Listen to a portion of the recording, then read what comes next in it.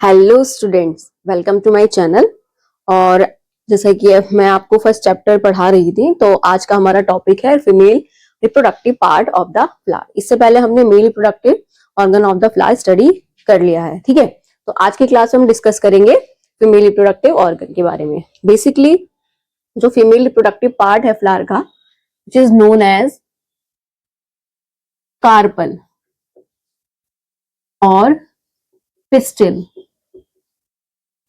Okay, collectively carpel is known as gynoecium। अगर एक से ज्यादा कार्पल की बात हो रही है तो हम उसको गाइनोशियम बोलेंगे। Collectively known as gynoecium. Okay, singular, pistil या कार्पल। ठीक, तो बेसिकली फीमेल रिप्रोडक्टिव पार्ट कौन सा है? गाइनोशियम। ओके, तो देखते हैं कि गाइनोशियम के क्या क्या पार्ट्स हैं। जो एनसीईआरटी की बुक में डायग्राम दिया हुआ है, मैं वही डायग्राम बनाऊंगी।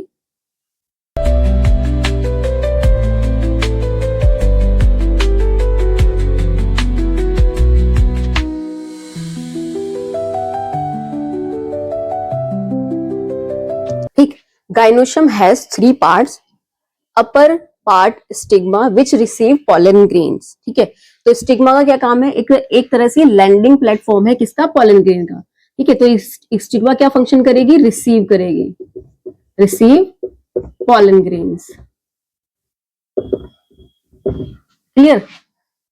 स्टिग्मा के जस्ट नीचे अगर बात करें इलोंगेटेड पार्ट की, this is known as style. It is just elongated part of a gynoecium.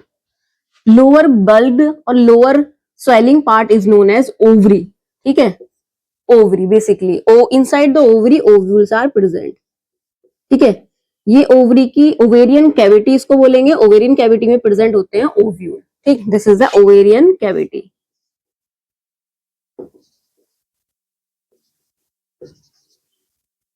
Clear? तो this is the structure of female reproductive organ of a flower which is gynoecium. ठीक है, upper part stigma, lower part ovary. Inside the ovary ovules are present. Ovules are the female reproductive units of a flower. तो ये थे gynoecium के parts. ठीक, अगर gynoecium singly present है, single pistil, ठीक, तो उसको हम बोलेंगे मोनोकार्पेलरी। मोनोकार्पेलरी है ना। If single carpel is present inside the flower is known as monocarpellary flower. ठीक है, मोर देन वन, अगर एक से ज्यादा प्रेजेंट है गाइनोशियम, ठीक, तो उसको हम बोलेंगे मल्टीकार्पेलरी। ठीक है, this condition is known as multicarpellary. Monocarpellary, single pistil, more than one, two, three, four, अगर इतनी सारी प्रेजेंट है, ठीक है, यानी एक से ज्यादा अगर कार्पल प्रेजेंट है तो उसको हम बोलेंगे मल्टीकार्पेलरी फ्लावर। ठीक है, तो ये कंडीशन कुछ आपको पढ़नी है। यहाँ पर एक कंडीशन और दी हुई है, सिनकार्पस। Very important, syncarpous.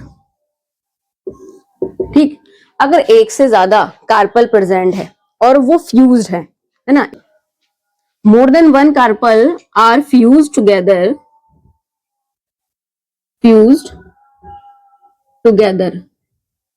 ठीक है, this condition is known as syncarpus condition। Okay, next condition आती है एपोकार्पस। बस कंडीशन का मतलब होता है अगर कार्पल आपस में फ्यूज ना होके एक दूसरे से फ्रीली अटैच हो, फ्री हो, दे आर फ्री। ठीक, तो this condition is known as apocarpous condition. तो यहाँ पे आपने क्या क्या स्टडी किया? तो female reproductive organ of a flower, gynoecium has 3 parts, stigma, style and ovary. ठीक है, ओवरी में होती है ovarian cavity which contain ovules. Clear?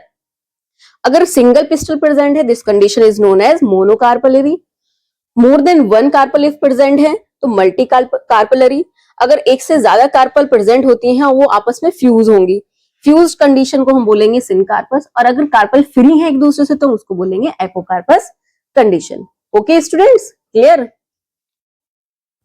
अब inside the ovary ovarian cavity is present, इसी ओवेरियन कैविटी में प्रेजेंट होता है प्लेसेंटा, ठीक है, जहां से अराइज होते हैं, प्लेसेंटा से क्या होगा,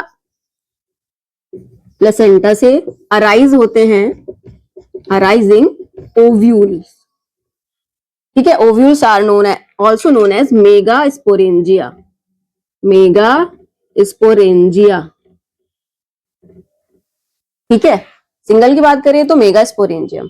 तो ओव्यूल कहां पर प्रेजेंट होंगे, ओवरी के अंदर, ठीक है, इनसाइड द ओवेरियन कैविटी, ठीक है, प्लेसेंटा प्रेजेंट होगा, उस प्लेसेंटा से अराइज होते हैं ओव्यूल, ठीक, ovule is known as mega sporangia. अब ओव्यूल का नंबर हर एक स्पीशीज में अलग अलग होता है, मे बी ये 1 भी हो सकते हैं, है ना, और मैनी भी हो सकते हैं। अगर एक ओव्यूल की एग्जांपल आपके एनसीईआरटी में दिया है, सिंगल अगर 1 ओव्यूल है तो वीट वहां पे एग्जांपल दिया हुआ है, ठीक है, मोर देन 1 है, मैनी ओव्यूल प्रेजेंट है, जैसे कि पपाया हो गया, आपने पपाया देखा होगा काट के, तो उसमें कितने सारे सीड निकल के आते हैं, ठीक है, आफ्टर फर्टिलाइजेशन ओव्यूल ही सीड में कन्वर्ट होते हैं।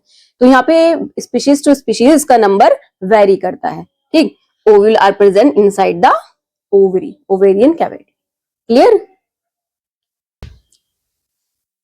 आई होप आपको इसकी स्ट्रक्चर अच्छे से समझ में आई होगी कि गाइनोशियम की क्या स्ट्रक्चर है, ठीक है, तो इसके आगे का पार्ट हम नेक्स्ट वीडियो में डिस्कस करेंगे। अगर आपको मेरी वीडियो अच्छी लगी हो और आपको अच्छे से कंसेप्ट क्लियर हो रहे हो तो मेरे चैनल को सब्सक्राइब करें और वीडियो को लाइक जरूर करें। Thank you.